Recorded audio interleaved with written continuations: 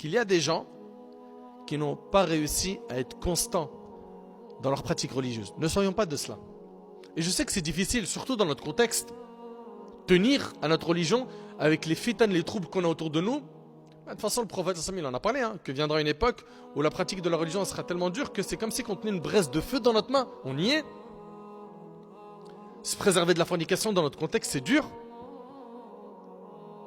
Gagner son argent de manière halal, avec tout ce qu'on nous présente comme moyen de gagner de l'argent illicite, c'est dur. Préserver sa langue et ses yeux avec les réseaux sociaux, c'est difficile. Mais, qu'est-ce que tu gagnes? Tu gagnes Al-Jannah. Tu gagnes le paradis, tu t'en lasseras jamais. Et c'est pour l'éternité.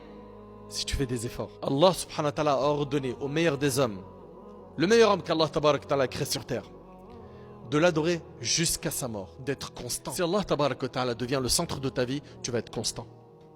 C'est ça qui nous manque aujourd'hui. C'est que le centre de notre vie aujourd'hui, c'est l'argent.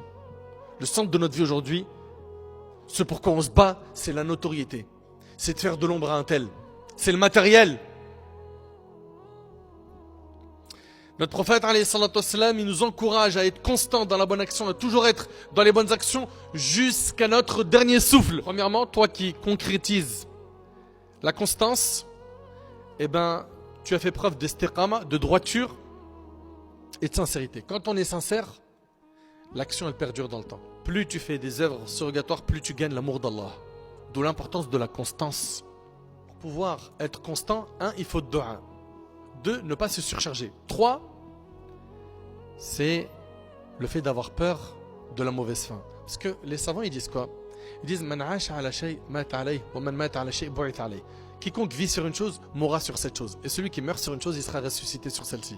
Si toi tu es constant dans l'adoration, tu auras une bonne fin. Et tu seras ressuscité sur une bonne action.